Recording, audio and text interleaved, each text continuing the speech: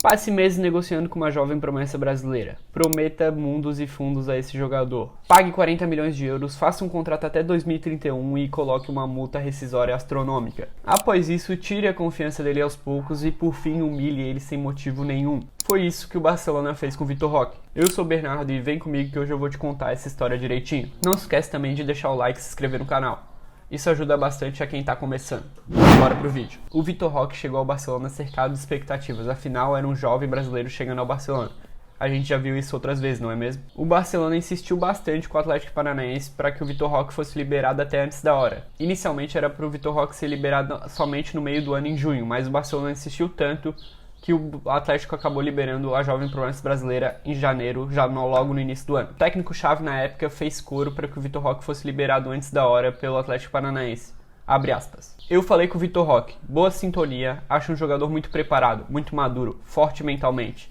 Tomara que possa vir em janeiro e nos ajudar bastante. Mas o que aconteceu com a chegada do atacante ao Barcelona foi exatamente o contrário. O brasileiro chegou e até conseguiu ter bons momentos, mas logo após a primeira oscilação, o Barcelona já começou a destratar a jovem promessa. Foram cortando minutos do brasileiro em campo e escanteando o Roque cada vez mais. Isso começou a gerar uma série de críticas da imprensa e da torcida sobre o técnico-chave que não utilizava de jeito nenhum o jovem comprado a 40 milhões de euros 6 meses antes. Após muita pressão da imprensa e da torcida, com perguntas constantes sobre por que não da utilização do brasileiro, Xavi respondeu o seguinte: a intenção não era que Vitor Roque viesse agora em janeiro, e sim que ele ficasse lá no Brasil e seguisse crescendo. Nem eu nem ninguém entenderam as declarações do técnico naquela época, e pareceu até um pouco bizarro. Se até poucos meses atrás Xavi dizia que o Vitor Roque ia ser essencial e que era um jogador fundamental, agora descartava o jogador sem nenhum pretexto. Mas se a gente for parar para analisar, não é a primeira vez que o Barcelona faz isso com algum jogador. Só recentemente temos alguns casos de jogadores que chegaram ao Barcelona e simplesmente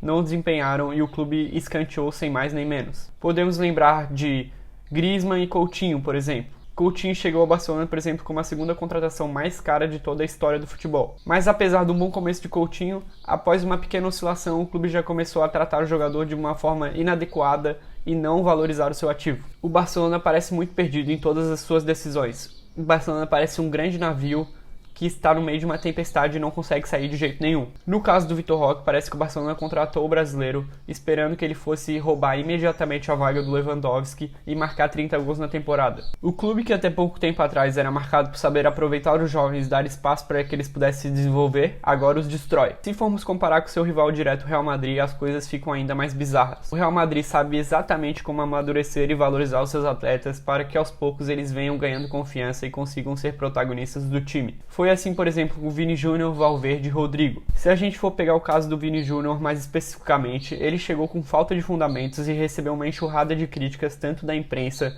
quanto da torcida. Quando chegou no Real Madrid, todo mundo via que o Vinícius Júnior tinha um problema crônico na finalização. Ele também tinha problemas para a tomada de decisão, não sabendo quando passar ou quando chutar a bola. Mas o Real Madrid soube exatamente como proteger e lapidar o seu jovem, dando tempo para que eles pudessem se desenvolver e conseguisse se tornar o principal destaque do time. Assim como ele, Rodrigo e Valverde também passaram pelo mesmo processo e hoje ganham Champions League atrás de Champions League pelo Real Madrid. Se a gente for pegar, por exemplo, nessa temporada, o Arda Güler trilha o mesmo caminho desses que já são peças fundamentais. Ele chegou a temporada passada e foi entrando aos poucos, ganhando poucos minutos e se ambientando tanto com o país, quanto com a cultura, quanto o jeito do Real Madrid jogar e a exigência do clube. Hoje, nessa temporada mais adaptado, ele já recebe algumas chances até como titular e parece que vai virar uma nova estrela do Real. Endrick, por exemplo, acabou de chegar e parece que vai passar pelo mesmo processo. O Real Madrid simplesmente virou o Barcelona e o Barcelona simplesmente virou o Real Madrid, sem paciência nenhuma com qualquer jogador que mostre qualquer oscilação. Falando em Endrick, mal comparando, o que o Barcelona fez com o Vitor Roque é como se o Real Madrid, daqui a 6 meses, resolvesse emprestar o Endrick ao Mallorca,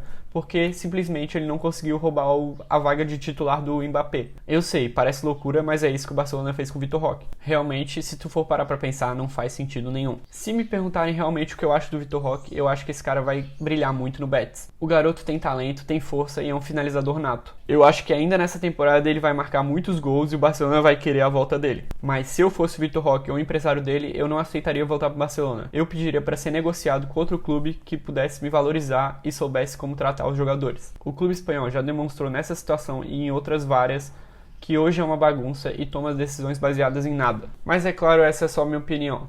Gostou do vídeo? Deixa o like, deixa o comentário aqui embaixo a respeito e até a próxima.